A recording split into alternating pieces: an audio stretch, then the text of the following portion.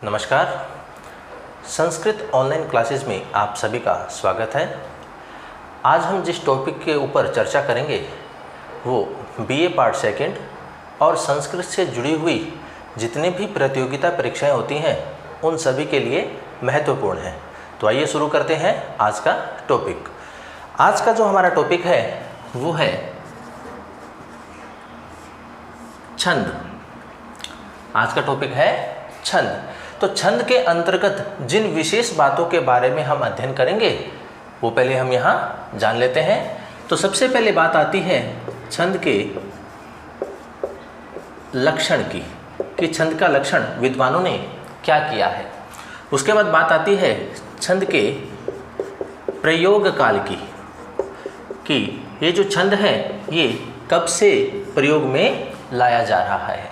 उसके बाद बात आती है छंद के भेद, या हम कहें छंद के प्रकार, कि छंद के कितने भेद होते हैं, वो कौन कौन से हैं। उसके बाद बात आती है यति, या हम कहें विराम, कि यति जो है वो क्या होती है और कब प्रयोग में लाई जाती है और कहाँ प्रयोग में लाई जाती है। उसके बाद बात हम करते हैं मात्रा की, कि मात्रा जो है वो कौन कौन सी होती है और उनका प्रयोग किस प्रकार से होता है। अंत में बात आती है गण की, कि ये जो गण हैं वो कितने होते हैं और उनका प्रयोग किस प्रकार से होता है, इनका निर्माण किस प्रकार से होता है। तो छंद के अंतर्गत हम इन विशेष बातों के बारे में जानेंगे। तो आइए शुरू करते हैं एक एक टॉपिक को लेकर के। तो सबसे पहले बात आती है छंद के लक्षण की। विद्वानों ने छंद का जो लक्षण किया है वह किया है छंद है छादनाद, या हम कहें छंदांसी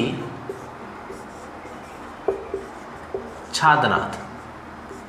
ये तो हो गया छंद का लक्षण, जिसको हम कहते हैं संस्कृत वृत्ति। अगर हम इसी छंद की परिभाषा करें तो वो किस प्रकार से होगी, तो देखिए इसकी परिभाषा होती है कि जो रस एवं भावों को आच्छादित करे या ढके एवं आह्लाद उत्पन्न करे वह छंद होता है।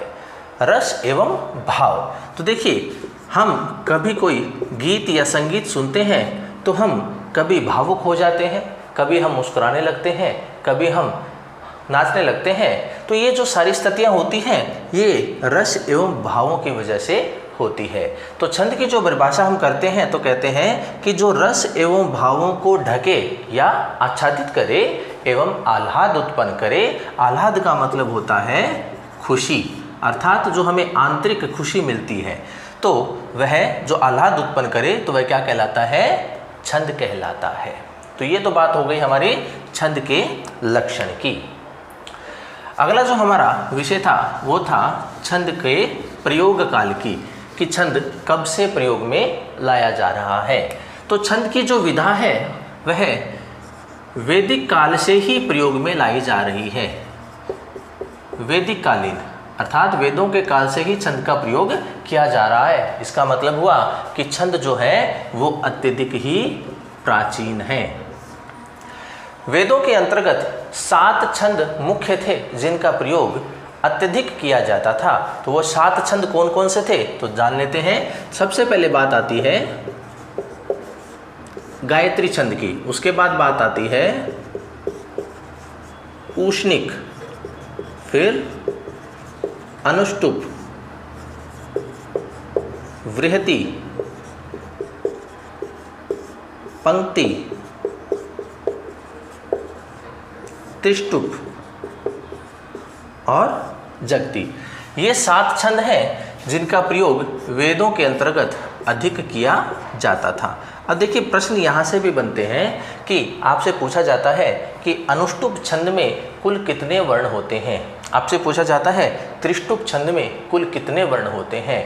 तो देखिए इनके वर्णों को जानने के लिए यदि हमें गायत्री छंद के बारे में पता है कि गायत्री छंद में कुल कितने वर्ण होते हैं, तो हम इन सभी छंदों के वर्णों के बारे में पता कर सकते हैं। तो देखिए हमें पता है कि गायत्री जो छंद हैं उसमें कुल 24 वर्ण होते हैं। कितने वर्ण होते हैं? 24 वर्ण होते हैं। चतुर्विंशति 24 वर्ण होते हैं। तो देखिए आगे के जो छंद हैं इनके वर्णों को ज्ञात करने के लिए हम क्या करेंगे कि ये जो 24 है इसमें हम क्या जोड़ेंगे? 4 जोड़ेंगे और इसी प्रकार से आगे आगे हम 4 जोड़ते चलेंगे। तो देखिए 24 और 4 कितने हो गए? 28, 28 और 4 32, 32 और 4 36, 36 और 4 40, 40 और 4 44 और 44 और 4 48। तो देखिए सभी छंदों के वर्ण हमारे सामने हैं। तो प्रश्न अब पूछ लिया जाए कि अनुष्टुप छंद में कुल कितने वर्ण होते हैं? तो कितने होते हैं? 32 होते हैं। त्रिष्टुप छंद में कितने होते हैं? 44 होते हैं। जगती छंद में कुल कितने वर्ण होते हैं? 48 होते हैं। तो इस प्रकार से बात आती है ये छंद के प्रयोग काल की, कि छंद जो है वो वैदिक काल से ही प्रयोग में लाया जा रहा है। वैदिक काल के पश्चात जो बात आई है वो है लौकिक की, अर्थात लौकिक संस्कृत के अंतर्गत भी छंद का प्रयोग अत्यधिक रूप से किया गया। जब लौकिक संस्कृत में छंद का प्रयोग किया गया तो छंद को लेकर के एक विशाल क्रांति उत्पन्न हुई और उस छंद के प्रयोग में सबसे पहला जो नाम आता है वो आता है आचार्य पिंगल का। आचार्य पिंगल जो हुए हैं उन्होंने सबसे अधिक और सबसे विस्तृत रूप में छंद के बारे में बताया है। तो आचार्य पिंगल ने छंद से संबंधित जिस पुस्तक का निर्माण किया वो है छंद है सूत्रम। तो देखिए प्रश्न ये भी पूछा जाता है कि आचार्य पिंगल की पुस्तक का क्या नाम है? तो वो है छंद है सूत्रम। या आपसे पूछ लिया जाए कि छंद है सूत्रम के रचयिता कौन है? तो वो आ जाएंगे आचार्य पिंगल। आचार्य पिंगल के पश्चात क्षेमेंद्र नाम के आचार्य हुए हैं। क्षेमेंद्र, तो उनकी जो छंद से संबंधित जो पुस्तक है वह है सुव्रीतिलकम। सुव्रीतिलकम। फिर एक जयदेव हुए हैं, उन्होंने छंद से संबंधित लिखा है छंदानुशासनम। छंदानुशासनम। और एक कालिदास हुए हैं, महाकवि कालिदास, उन्होंने भी छंद से संबंधित एक पुस्तक का निर्माण किया जिसका नाम है श्रुतबोध। अब ये भी इंपॉर्टेंट बनते हैं कि आचार्य पिंगल की पुस्तक का क्या नाम है? छंद है सूत्रम। क्षेमेंद्र की पुस्तक का क्या नाम है? सुव्रीतिलकम। जयदेव की पुस्तक का क्या नाम है? छंदानुशासनम। और कालिदास की पुस्तक का क्या नाम है? श्रुतबोध। ये सभी जो पुस्तकें हैं ये छंद से संबंधित हैं। तो ये बात आती है लौकिक संस्कृत में छंद को लेकर के की गई निर्माण किया गया पुस्तकों का। अब बात आती है छंद के जो भेद होते हैं कितने होते हैं, या हम उसको प्रकार कहें कि छंद के कितने प्रकार होते हैं। तो छंद के जो भेद या प्रकार होते हैं वो कितने होते हैं? 2 होते हैं। पहला है वृत्त और दूसरा है जाति। जो वृत्त छंद है उसका दूसरा नाम है वर्णिक और जो जाति छंद है उसका दूसरा नाम है मात्रिक। देखिए इनका नामकरण जो किया गया है इनकी पहचान की वजह से ऐसा किया है कि वर्णिक जो छंद है वो ऐसे होते हैं, या वर्णिक छंद कौन से होंगे? तो आंसर होगा हमारा कि जिन छंदों की पहचान वर्णों के माध्यम से होती है या वर्णों को की गणना करके हम करते हैं तो वो वर्णिक छंद हैं, और जिन छंदों की पहचान मात्राओं के द्वारा होती है वो मात्रिक छंद होते हैं। तो हमारे सिलेबस में दोनों ही प्रकार के छंद हैं, वर्णिक छंद भी है और मात्रिक छंद भी है। मात्रिक छंद में केवल मात्र एक ही छंद दिया गया है, वो है आर्या छंद, और बाकी जो जितने भी हमारे सिलेबस में छंद दिए गए हैं वो सारे के सारे कैसे हैं? वर्णिक छंद हैं। अब ये जो वृत्त जो छंद है अर्थात वर्णिक जो छंद है ये पुनः कितने भागों में विभाजित हो जाता है? 3 भागों में विभाजित हो जाता है। तो सबसे पहले आता है समवृत्त, दूसरा आता है अर्ध समवृत्त, और तीसरा जो आता है वो आता है विषम वृत्त। वृत्त अर्थात वर्णिक छंद पुनः 3 भागों में विभाजित हो जाता है, समवृत्त छंद, अर्ध समवृत्त छंद और विषम वृत्त छंद। देखिए समवृत्त का नाम से स्पष्ट है कि सम का मतलब होता है समान। अर्थात अब देखिए यहाँ पे एक मुख्य बात है कि लौकिक संस्कृत में जो छंद होगा उसके कुल 4 चरण होंगे, अर्थात वह 4 चरणों में निबद्ध होगा, अर्थात लिखा गया होगा। प्रत्येक छंद का अर्थात लौकिक संस्कृत में जो भी छंद होगा या जो भी श्लोक होगा वह कितने चरणों में होगा? 4 चरणों में होगा। तो अब बात यहाँ से आती है कि सम अर्थात समान। सम का मतलब क्या हुआ? समान। तो समवृत्त वर्णिक छंद कौन से होते हैं कि जिस श्लोक में या जिस पद्य में चारों चरणों में वर्णों की संख्या कैसी हो? समान होती हो, तो वो छंद क्या कहलाएंगे? समवृत्त कहलाएंगे। अर्ध समवृत्त का मतलब क्या हुआ? अर्ध का मतलब होता है आधा। तो आधा का मतलब ये नहीं कि पहला और दूसरा बराबर हो और तीसरा चौथा बराबर हो, ऐसा नहीं है। तो यहाँ पर क्या नियम है कि पहला चरण और तीसरा चरण एक जैसे होंगे, दूसरा चरण और चौथा चरण कैसे होंगे? एक जैसे होंगे। तो वहाँ छंद कौन सा होगा? अर्ध समवृत्त छंद होगा। फिर बात आती है विषम वृत्त की। विषम का मतलब क्या है? अलग अलग होना, असमान होना, कि जहाँ चारों चरणों में वर्णों की संख्या क्या हो? अलग अलग हो, तो वह क्या कहलाता है? विषम वृत्त छंद कहलाता है। तो इस प्रकार से जो छंद है उसके 2 भेद होते हैं, एक होता है वृत्त, एक होता है जाति। वृत्त जो छंद है उसको हम वर्णिक कहते हैं, जाति जो छंद है उसको हम मात्रिक छंद कहते हैं। वर्णिक छंद वो होते हैं जो हम वर्णों के माध्यम से उनकी पहचान करते हैं, और मात्रिक वो छंद होते हैं जिनकी पहचान हम मात्राओं के माध्यम से करते हैं। वर्णिक अर्थात वृत्त छंद जो है वो पुनः 3 भागों में विभाजित हो जाता है, समवृत्त, अर्ध समवृत्त और विषमवृत्त। समवृत्त वो छंद होंगे जहाँ चारों चरणों में वर्णों की संख्या समान होगी। अर्ध समवृत्त पहले और तीसरे चरणों में वर्णों की संख्या समान और दूसरे और चौथे चरण में वर्णों की संख्या समान होगी। विषमवृत्त अर्थात चारों चरणों में ही वर्णों की संख्या कैसी होगी? असमान होगी। तो वहाँ विषमवृत्त वर्णिक छंद होगा। तो ये बात थी हमारे छंद के भेद या छंद के प्रकार की। अगला जो पार्ट था हमारा वो था यति या फिर विराम। ये यति या विराम क्या होती है? तो देखिए किसी भी पद्य या किसी भी श्लोक का उच्चारण करते समय उस उच्चारण में रोचकता लाने के लिए थोड़े समय के लिए जो रुका जाता है या जो रुकावट होती है वही क्या कहलाती है? यति या विराम होता है। कि उच्चारण करते समय उच्चारण में रोचकता लाने के लिए थोड़े समय के लिए जो रुकावट होती है वही यति या विराम होता है। प्रत्येक पद्य के अंत में यति निश्चित रूप से होती है, अर्थात विराम निश्चित रूप से होता है। तो हमारे अनेक ऐसे छंद आएंगे जिनके मध्य में भी यति होती है और अंत में तो सभी छंदों में हमारे होगी। तो ये बात हुई यति या विराम की। अब बात आती है मात्रा की। ये सबसे इम्पोर्टेंट पार्ट है क्योंकि छंद जो है हमें पता है कि वर्णिक और मात्रिक होता है, तो इनकी पहचान करेंगे तभी हम हमारे छंद का पता लगा सकेंगे। तो बात करते हैं मात्रा की। ये मात्रा कितनी होती है? ये 2 प्रकार की होती है। एक तो होती है लघु और एक होती है गुरु। ये जो मात्राएं हैं ये लगेंगी किस पर? तो ये किस पे होगी? ये वर्ण के ऊपर होगी। तो वर्ण कितने हो गए यहाँ पे?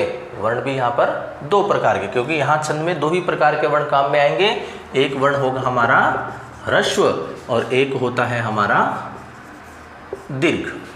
जो ह्रस्व वर्ण होंगे उसके ऊपर लघु की मात्रा लगाएंगे, जो दीर्घ वर्ण होगा हाँ उस पर हम गुरु की मात्रा लगाएंगे। लघु जो मात्रा होती है उसको हम आई इस तरह से दिखाते हैं और गुरु की जो मात्रा होती है उसको हम एस अर्थात इस तरह से हम उसको दिखाते हैं। तो देखिए बात हम करते हैं पहले वर्ण की और फिर बात करते हैं उस पर मात्राएं किस प्रकार से लगेगी। तो देखिए ह्रस्व वर्ण जो होते हैं वो किस प्रकार से लिखे जाएंगे? मान लीजिए मैंने लिखा यहाँ पे कै, ए की मात्रा है ए ह्रस्व होता है। मैंने लिखा यहाँ पे की, छोटी की मात्रा है ह्रस्व वर्ण है। मैंने लिखा यहाँ पे कु, छोटे उ की मात्रा है ह्रस्व है। इसी प्रकार मैंने लिखा क्री, री की छोटी मात्रा है इसलिए ये ह्रस्व है। अब बात हम करते हैं दीर्घ की। दीर्घ को अगर मैं लिखूँ यहाँ पे, जैसे मान लीजिए का लिखा, आ की मात्रा है, दीर्घ है। अब मैंने लिखा यहाँ पे बड़ी की मात्रा है तो ये दीर्घ है। मैंने लिखा यहाँ पे ऊ का बड़ी मात्रा है ऊ की, इसलिए ये है दीर्घ है। और इसी प्रकार मैंने लिखा यहाँ पे क्री, यहाँ री की मात्रा कैसी है, बड़ी है, इसलिए ये क्या है, दीर्घ है।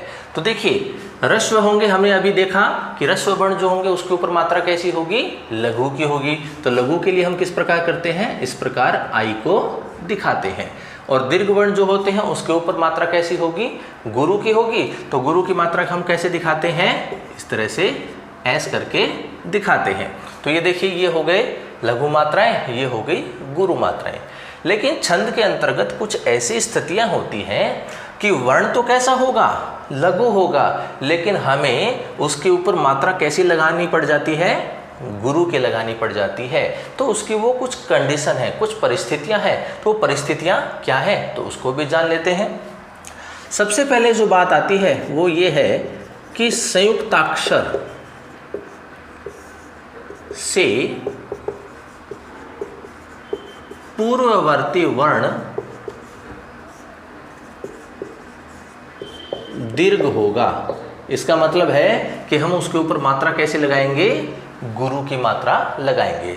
तो देखिए संयुक्त अक्षर, इसका मतलब हो गया कि दो जो अक्षर हैं वो आपस में क्या हुए हैं, मिले हुए हैं। तो दो अक्षर जहां पर मिले हुए हैं उससे पूर्ववर्ती, इसका मतलब है पहले वाला जो भी अक्षर होगा वह कैसा माना जाएगा, दीर्घ। और दीर्घ माना जाएगा तो हम उसके ऊपर मात्रा कैसे लगाएंगे, गुरु की मात्रा लगाएंगे।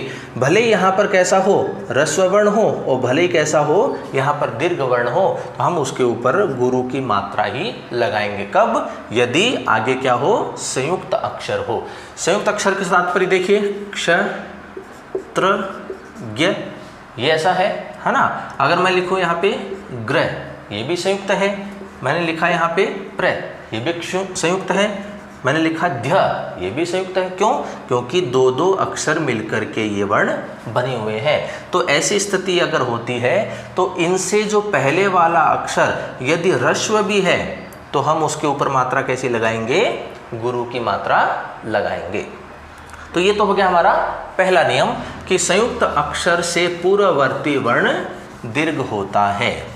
दूसरी बात देखिए, अनुस्वार एवं विसर्ग से युक्त वर्ण दीर्घ होगा।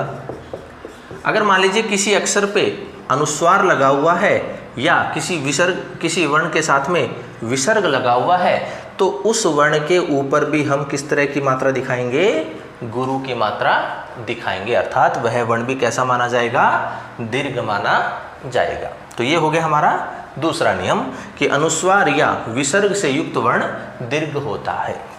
तीसरी बात देखिए, ए, ऐ, ओ, औ सदैव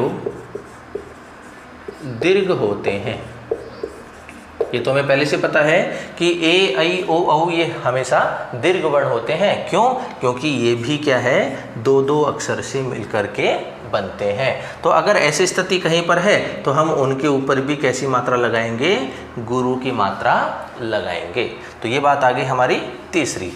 चौथा देखिए बात कि पद्य या चरण का अंतिम वर्ण दीर्घ होगा। अब हमारे जो चरण होंगे उसका अंतिम अक्षर यदि ह्रस्व भी है फिर भी हम उसके ऊपर मात्रा कैसी लगाएंगे, गुरु की लगाएंगे।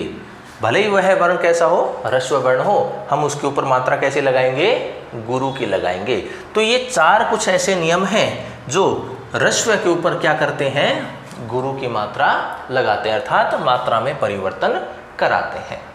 तो ये है बात मात्रा की कि वर्ण कैसे होते हैं, ह्रस्व और दीर्घ होते हैं।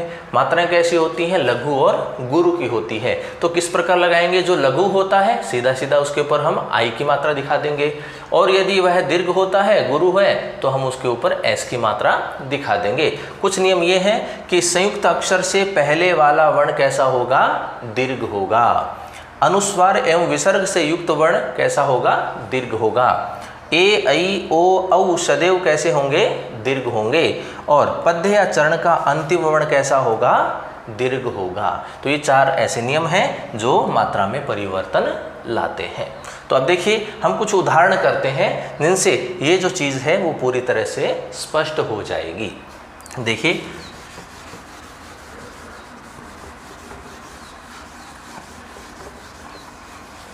मैं लिखता हूं, से भवतु बहुमान्यः। मैंने लिखा से भवतु बहुमान्य। तो अब हम इसके ऊपर क्या कहें, मात्रा लगाते हैं। तो देखिए हमें केवल मात्राओं को देखना है कि किस प्रकार की मात्रा है। तो देखिए यहाँ किसकी मात्रा है, वर्ण नहीं देखना है कि वर्ण क्या लिखा है, हमें केवल मात्रा। किसकी मात्रा है, ए कैसा होता है, ह्रस्व। ह्रस्व होता है तो हमने क्या किया, आई लगा दिया। आगे क्या है, ए की मात्रा है तो ये भी क्या है, ह्रस्व लघु है। ए की मात्रा है, लघु है। छोटे ऊ की मात्रा है, लघु है। ए की मात्रा है, लघु है। छोटे ऊ की मात्रा है, लघु है।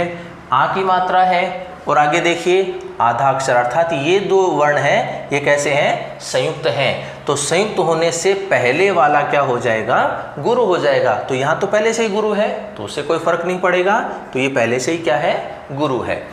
आधा अक्षर जो होता है उसको हम कभी भी वर्ण में काउंट नहीं करते हैं और न ही उस आधे अक्षर के ऊपर कोई भी मात्रा लगाते हैं। इस आधे अक्षर का काम क्या होता है कि अपने से पहले वाले ह्रस्व वर्ण को दीर्घ कर देना। तो यहाँ पर ये आधा अक्षर है तो इसकी वजह से ये क्या हो गया, दीर्घ हो गया, हालांकि ये पहले से ही क्या है, दीर्घ है। तो अब देखिए इसको हम काउंट नहीं करेंगे, इसका काम यहाँ पर खत्म होता है। आगे क्या आता है, ए की मात्रा और किसके साथ है, देखिए विसर्ग के साथ है। अभी हमने देखा कि विसर्ग से युक्त वर्ण हमेशा कैसा होगा, गुरु, और अंतिम भी है इसलिए भी ये क्या है, गुरु है। तो ये बात हुई क्लियर कि जो ह्रस्व वर्ण है उसके ऊपर हम आई की मात्रा दिखाते हैं, जो गुरु वर्ण है उसके ऊपर हम गुरु की मात्रा ये दीर्घ वर्ण है तो उसको गुरु की मात्रा दिखाते हैं। अंतिम है या विसर्ग से युक्त है तो उसको हम गुरु की मात्रा दिखाते हैं। और जो संयुक्त अक्षर हो या आधा अक्षर बीच में हो तो उससे पहले वाला अक्षर क्या हो जाता है, गुरु हो जाता है। और देखिए अगला उदाहरण करते हैं और चीज़ें स्पष्ट हो जाएंगी। देखते हैं, आषाढ़स्य प्रथम दिवसे मेघमाश्लिष्ट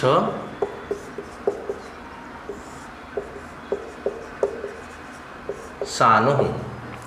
आषाढ़स्य प्रथम दिवसे मेघमाश्लिष्ट सानु। अब देखिए इसके ऊपर मात्राएं लगाते हैं। सबसे पहले क्या है, आ की मात्रा है, तो आ की मात्रा है तो हम क्या करेंगे, गुरु की मात्रा लगाएंगे।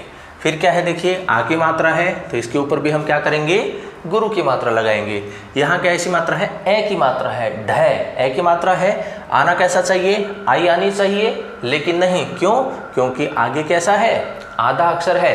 तो इस आधे अक्षर की वजह से ये पहले वाला कैसा हो जाएगा, गुरु हो जाएगा। फिर आगे देखिए यहाँ कैसे मात्रा है, ए की मात्रा है, लघु होना चाहिए, लेकिन देखिए आगे क्या है, प्र। प्र कैसा है, संयुक्त, जो कि प और रे से मिलके बना है। तो यहाँ देखिए आधा अक्षर है तो इसकी वजह से ये कैसा हो जाएगा, गुरु हो जाएगा।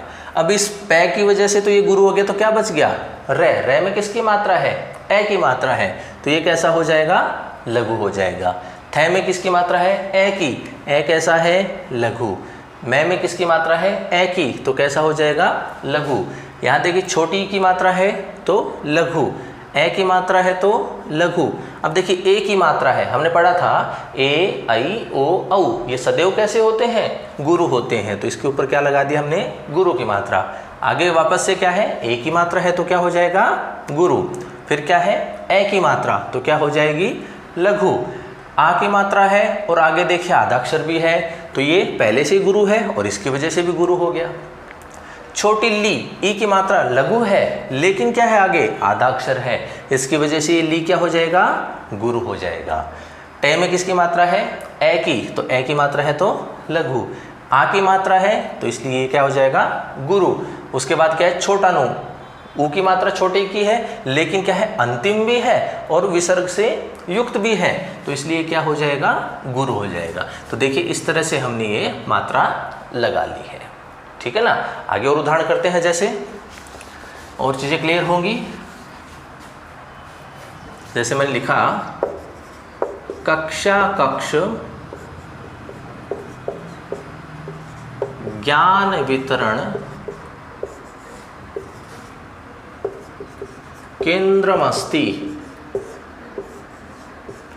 कक्षा कक्ष ज्ञान वितरण केंद्रमस्ति। अब देखिए यहाँ कै कैसे है, ए की मात्रा है, लघु होना चाहिए, लेकिन आगे क्या है, क्षय, जो किससे बनता है, कै और शय से मिलकर बनता है। तो ये आधा अक्षर है, इसमें आधा अक्षर मिला हुआ है, तो इसकी वजह ये कैसे हुआ है, संयुक्त वर्ण है, तो संयुक्त वर्ण से पहले वाला कैसा होगा, गुरु होगा। तो यहाँ देखिए आधे अक्षर की वजह से ये जो लघु दिखाई दे रहा है ये कैसा हो जाएगा, गुरु हो जाएगा। तो यहाँ कै चला गया तो क्या बचा, शय। शय में किसकी मात्रा मिली हुई है, आ की, तो आ कैसा होता है, गुरु होता है। वापस देखिए यही स्थिति है यहाँ पे भी, तो कै कैसा हो जाएगा, इसकी वजह से गुरु। अब यहाँ देखिए क्या बच गया, शय। शय में किसकी मात्रा है, ए की, लेकिन देखिए वापस से क्या आ गया आगे, ज्ञा। ज्ञा कैसे बनता है, जय और ये मिलकर के बनता है। तो देखिए यहाँ भी आधा अक्षर है, तो इस आधे अक्षर की वजह से ये क्या हो जाएगा, गुरु हो जाएगा। यहाँ पे क्या है, अब क्या देखिए जय तो यहाँ चला गया, क्या बच गया, ये बच गया। ये में किसकी मात्रा है, आ की मात्रा है, तो ये क्या हो जाएगा, गुरु हो जाएगा। ए की मात्रा है देखिए न में, लघु हो जाएगा। छोटी की मात्रा है, लघु हो जाएगी। ए की मात्रा है, लघु हो जाएगी। ए की मात्रा है रे में, लघु हो जाएगी। अण में ए की मात्रा है, ये भी लघु हो जाएगी। ए की मात्रा है और आगे आधा अक्षर भी है, उससे भी आगे आधा अक्षर है, तो इन सभी आधे अक्षर की वजह से और स्वयं पहले से क्या है, गुरु हो जाएगा, है ना। तो और आधे अक्षर को काउंट करना नहीं, इन आधे अक्षरों का काम क्या होता है, अपने से पहले वाले को गुरु कर देना। तो इन्होंने कर दिया, तो न भी चला गया और यहाँ पे दे भी चला गया, क्योंकि दे भी आधा है। द्र कैसे बना, दे और रे से मिल करके। तो अब यहाँ क्या बचा, रे बचा। रे में किसकी मात्रा है, ए की मात्रा है, तो ए कैसा हो जाएगा, लघु हो जाएगा। मैं कैसा है, ए की मात्रा है, लेकिन देखिए आगे आधा अक्षर है, आधे अक्षर की वजह से ये मैं क्या हो जाएगा, गुरु हो जाएगा। अब क्या बची, छोटी की मात्रा बची। तो छोटी की मात्रा कैसी होती है, लघु होती है, लेकिन देखिए अंतिम अक्षर है, ये अंतिम होने की वजह से क्या हो जाएगा, गुरु हो जाएगा। तो इस तरह से कक्षा कक्ष ज्ञान वितरण केंद्रम अस्ति, तो इस प्रकार से हुआ। और देखिए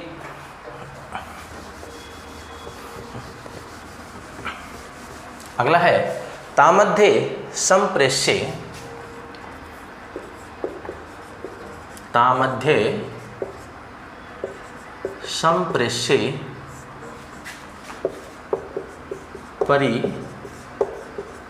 परिगृहीतुः। तामध्ये संप्रेष्ये परिगृहीतुः। अब देखिए यहाँ कैसी मात्रा है, आ की मात्रा है, तो आ की मात्रा है तो कैसा हो जाएगा, गुरु हो जाएगा। यहाँ पे क्या है, ए की मात्रा है, ए की मात्रा होने से क्या होगी, लघु, लेकिन देखिए आगे क्या है, ध्य। ध्य कैसे बनता है, द और ये से मिलकर के बनता है, तो ये क्या हो जाएगा, अब ये इसकी वजह से ये गुरु हो जाएगा। अब यहाँ क्या बच गया, द तो यहाँ चला गया, तो क्या बचा, केवल ये में किसकी मात्रा है, ए की, तो ए की मात्रा है तो क्या हो जाएगा, लघु। अब यहाँ देखिए ए की मात्रा है, तो ये कैसी है, ए की मात्रा, लेकिन आगे क्या है, आधा अक्षर है, तो आधे अक्षर की वजह से क्या हो जाएगा, ये गुरु हो जाएगा। अब यहाँ क्या बच गया, केवल रे में भी किसकी मात्रा है, ए की मात्रा है पहले से ही, तो ये क्या हो जाएगा, गुरु। और इसके आगे भी देखिए आधा अक्षर है, तो इसकी वजह से भी पहले से क्या हो गया, गुरु हो गया। ये में किसकी मात्रा है, ए की, तो ये हो गया लघु। पे में किसकी मात्रा है, ए की, तो लघु हो गया। छोटी ई की मात्रा है तो क्या हो गया, लघु हो गया।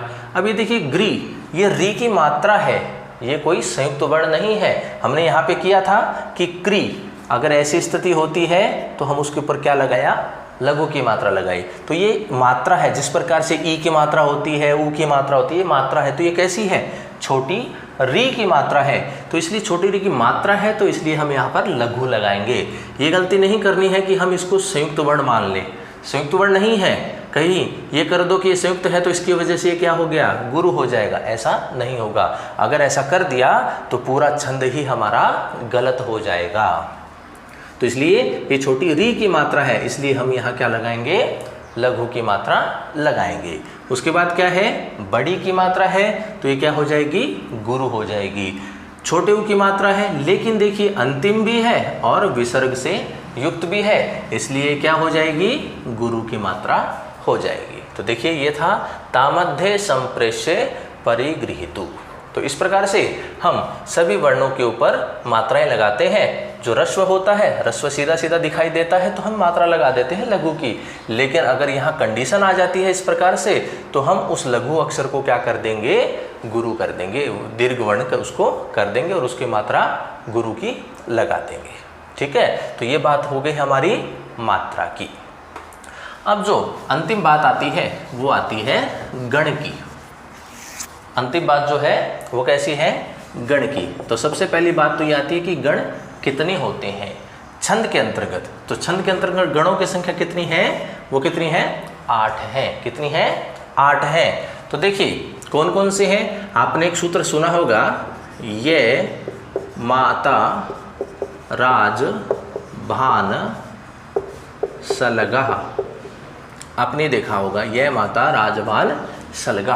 तो इसका मतलब है जिस अक्षर से ये है तो वही उसका कौन सा हो जाता है, गण हो जाता है। जैसे यहाँ क्या है, ये, तो ये गण हो गया, क्या हो गया, ये गण हो गया। यहाँ क्या है, मैं, तो ये क्या बन गया, मैं गण बन गया।